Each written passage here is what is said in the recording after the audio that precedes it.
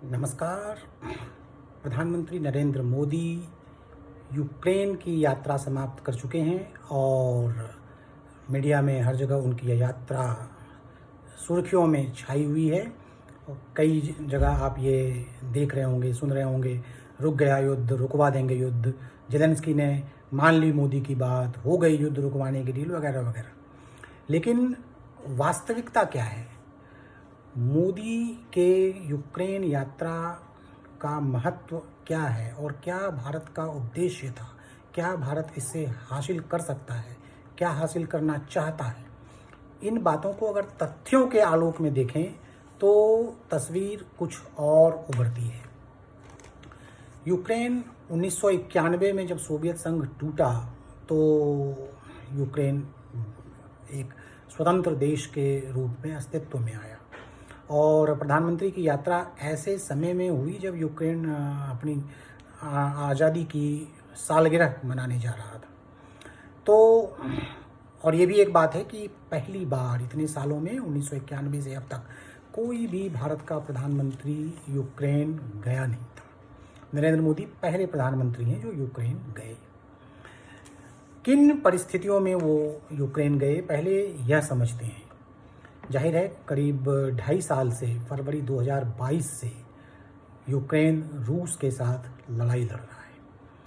इस बीच यूक्रेन से जो भारत का व्यापार है वो काफ़ी कम हो गया। अगर सरकारी आंकड़ों पर हम गौर करें तो 21-22 में 3.39 अरब डॉलर का व्यापार था भारत और यूक्रेन के बीच। 22-23 में यह सिर्फ 0.78 बिलियन डॉलर रह गया, मतलब 1 बिलियन डॉलर भी नहीं रह गया। कहाँ 3.39 और 1 बिलियन डॉलर से भी कम रह गया 22-23 में। और 23-24 की बात करें तो और कम हो गया, 0.71 बिलियन डॉलर। दूसरी बात, जब से यूक्रेन बना है तब से भारत ने अपनी ओर से इस तरह की कोई पहल नहीं की कि यूक्रेन से दोस्ती गाढ़ी रखी जाए। भारत पहले भी सोवियत संघ का मित्र रहा था और सोवियत संघ के विघटन के बाद भी उसकी जो करीबी रही वो सोवियत संघ की ओर से ही रही।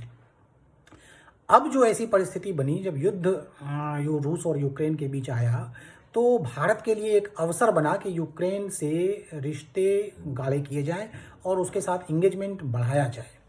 इस युद्ध ने एक तरह से कहिए तो भारत को ये मौका दिया और भारत ने प्रधानमंत्री नरेंद्र मोदी की यात्रा से पहले कई मौक़ों पर यूक्रेन के साथ इंगेजमेंट बढ़ाया और लगातार जारी रखा। खुद प्रधानमंत्री यूक्रेन के प्रधानमंत्री से कई मौक़ों पर मिले और उन्होंने फ़ोन पर भी बातचीत की। अभी इटली में भी सम्मेलन में उनकी मुलाकात हुई थी। राष्ट्रीय सुरक्षा सलाहकार अजित डोभाल या विदेश मंत्री एस जयशंकर भी अपने अपने लेवल पर लगातार नेताओं से मिलते रहे और इसी कड़ी को आगे बढ़ाने के लिए उनकी यात्रा का कार्यक्रम तय किया गया और इसकी टाइमिंग भी ऐसी रखी गई जब यूक्रेन अपनी आज़ादी की सालगिरह मनाने वाला था। तो इस पृष्ठभूमि में ये यात्रा हुई है। अब जो आप ये देखने सुनने को आपको मिल रहा है कि रुक गया युद्ध, यूक्रेन ने मान ली मोदी की बात, इस तरह की बातें जो हैं इसकी असलियत समझिए तथ्यों के आलोक में। जो प्रधानमंत्री नरेंद्र मोदी और ज़ेलेंस्की की जो मुलाकात हुई उसके बारे में जो तथ्य आ रहे हैं पहले उसको समझिए। प्रधानमंत्री ने ज़ेलेंस्की से साफ साफ कहा कि किसी भी समस्या का हल बातचीत से हो सकता है और आपको भी इसकी संभावना तलाशनी चाहिए और इसमें भारत से जो कुछ भी बन पड़ेगा वो भारत करेगा। अगर आप चाहते हैं कि मैं निजी स्तर पर कुछ मदद कर सकता हूं तो मैं उसके लिए भी तैयार हूं। दोनों पक्ष को एक साथ बैठकर इस संकट का समाधान ढूंढना चाहिए। हम लड़ाई से दूर हैं, इसका मतलब यह नहीं कि हम निष्पक्ष हैं, न्यूट्रल हैं। हम शांति के पक्ष में हैं। हम ऐसे देश से आते हैं जो बुद्ध और महात्मा गांधी की धरती है, जो शांति का संदेश देते रहे हैं। नरेंद्र मोदी ने ये कहा। उन्होंने यह भी कहा कि मैंने राष्ट्रपति पुतिन से भी उनके सामने यह बात कही कि यह शांति का काल है, युद्ध का काल नहीं है, और कोई भी समस्या उसका समाधान युद्ध के मैदान में नहीं निकल सकता है। मैं आपको आश्वस्त करना चाहता हूं कि भारत इस दिशा में, शांति की दिशा में सक्रिय भूमिका निभाने के लिए तैयार है, और अगर मैं निजी तौर पर भी इसमें कोई भूमिका निभा सकूं तो मैं इसके लिए तैयार हूं। मैं आपको एक दोस्त के रूप में यह यकीन दिलाता हूं। जब प्रधानमंत्री कीव से रवाना हुए तो उसके बाद भी उन्होंने जो एक्स पर पोस्ट लिखा, उसमें भी उन्होंने यही लिखा कि my visit to Ukraine was historic.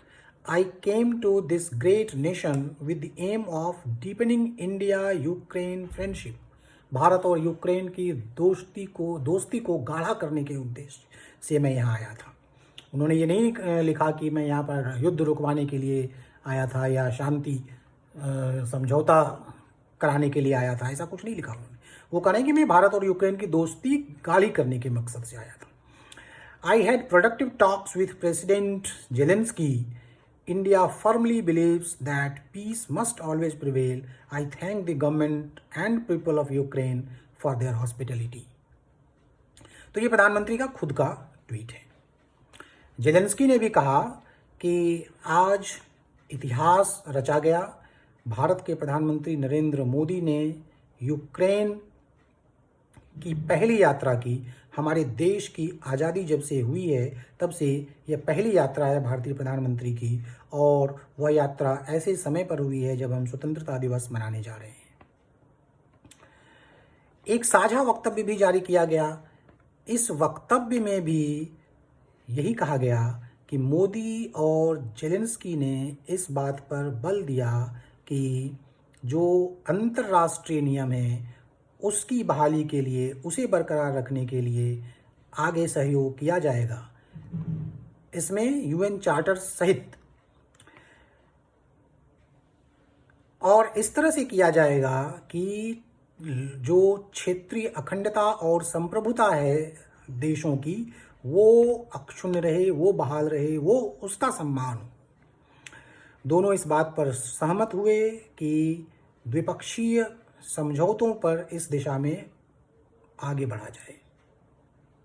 इसमें यह भी कहा गया कि प्रधानमंत्री नरेंद्र मोदी ने इस बात को दोहराया कि इस मसले से जुड़े तमाम पक्षों के बीच बातचीत जरूरी है। जेलेंस्की ने इस बात को माना कि भारत इस दिशा में एक महत्वपूर्ण कदम निभा सकता है। अब अगर हम बात करते हैं कि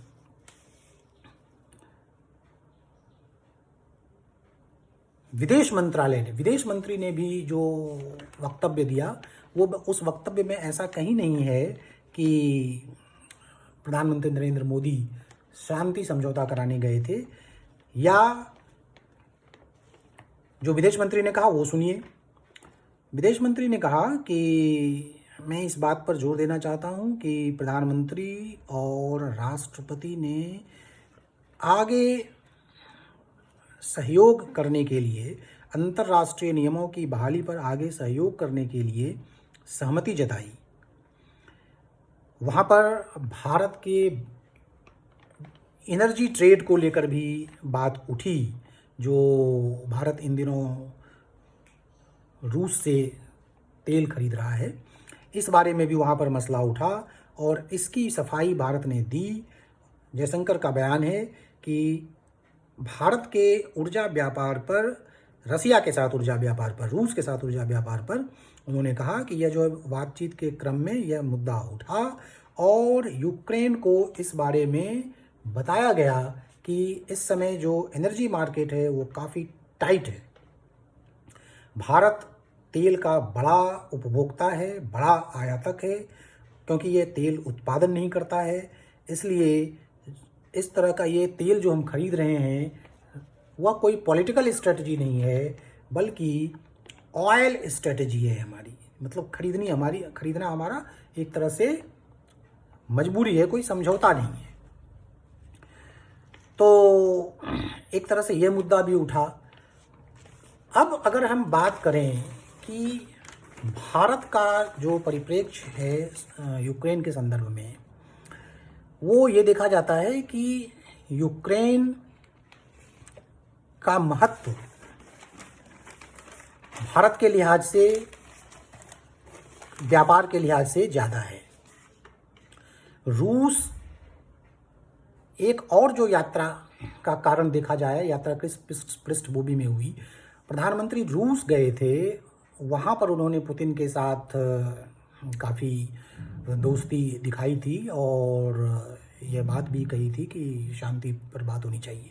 उसके बाद से एक खेमा यह आलोचना भी कर रहा था कि आखिर प्रधानमंत्री रूस गए तो क्यों गए।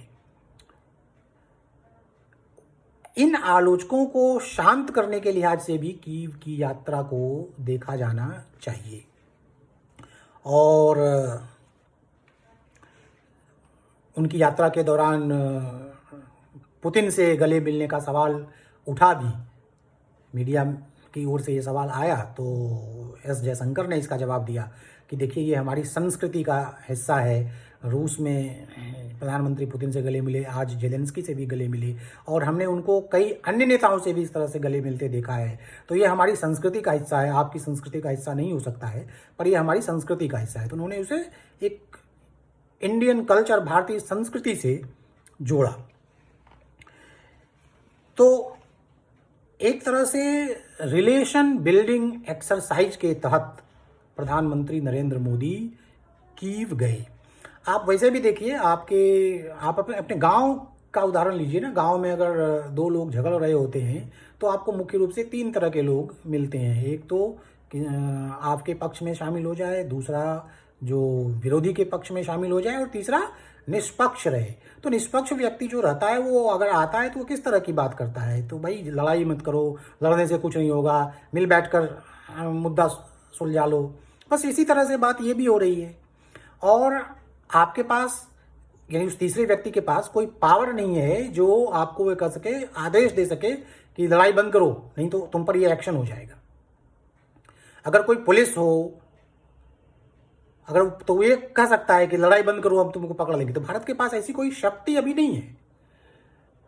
हाँ, भारत अपनी तरफ से पहल जरूर कर रहा है कि शांति हो और शांति सबके हित में है।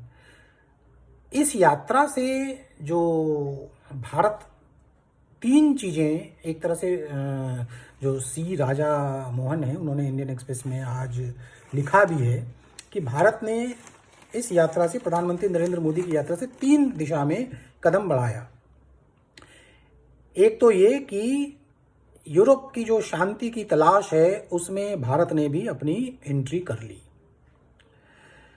दूसरा, जो रूस के यूक्रेन पर हमले के बाद से जो ग्लोबल जियोपॉलिटिकल सिचुएशन बनी है उसमें भारत ने अपनी एक दखलंदाजी की है। और तीसरा, सोवियत काल के बाद कीव यानी यूक्रेन के साथ दोस्ती बढ़ाने का जो मौका था, जो खोया हुआ मौका था, उसको एक बार फिर से उन्होंने पुनर्जीवित किया है। ये तीन उद्देश्य भारत ने नरेंद्र मोदी की इस यात्रा से हासिल किए हैं। और ये आप देखिए, जैसे बहुत लोग ये कह रहे हैं कि क्या अगर ये प्रधानमंत्री की यूक्रेन यात्रा हुई तो इससे क्या रूस से संबंध खराब हो जाएंगे। ऐसा कुछ नहीं है। रूस पर आज पश्चिमी देशों का प्रतिबंध लगा है। इस प्रतिबंध से निपटने में भारत उसे काफ़ी हद तक सहयोग कर रहा है। इसके बावजूद रूस की चीन से करीबी बढ़ रही है, तो इससे भारत और रूस का संबंध कोई खराब नहीं हो गया। तो जो दुनियादारी है, जो वैश्विक कूटनीति है, वो इस तरह से नहीं चलती है। तो ऐसा नहीं है कि अगर हम यूक्रेन से करीबी बढ़ा रहे हैं तो रूस हमसे नाराज़ हो जाएगा। यह अफोर्ड नहीं कर सकता है रूस। तो इसलिए यह सवाल भी निराधार है। तो यह भी, यहाँ पर भी भारत के लिए कुछ खोने के लिए नहीं है। और भारत तो शुरू से सोवियत संघ के करीब रहा है, फिर सोवियत संघ जब टूटा तो वो मुख्य रूप से रूस के करीब रहा है। तो इन परिस्थितियों में नरेंद्र मोदी की यूक्रेन यात्रा हुई है और भारत के लिए इस संदर्भ में इस यात्रा को महत्वपूर्ण माना जा सकता है। इसे इस रूप में देखना कि इससे युद्ध खत्म हो जाएगा, नरेंद्र मोदी ने युद्ध खत्म करने के लिए ज़ेलेंस्की को मना लिया है, या वो युद्ध खत्म कराने के प्लान पर गए थे, कोई शांति समझौता नहीं लेकर गए थे नरेंद्र मोदी। अब शांति का संदेश आप कह रहे हैं, भाई जब दो लोग लड़ रहे हैं और उसमें तीसरा कोई तटस्थ व्यक्ति जाएगा जिसका युद्ध से कोई लेना देना नहीं, तो वो तो इसी तरह की बातें करेगा ना कि आप लोग मिल बैठकर बात कीजिए, हमारी कोई मदद हो तो हम करेंगे। तो इसलिए हाइप और हिस्टीरिया से अलग हटकर अगर नरेंद्र मोदी की इस यूक्रेन यात्रा को आप समझने की कोशिश करेंगे तो भारत के लिए कूटनीतिक लिहाज से यह बहुत अच्छा और बहुत बड़ा कदम है और भारत के लिए इसका फायदा ही है, कोई नुकसान इसमें भारत का नहीं है।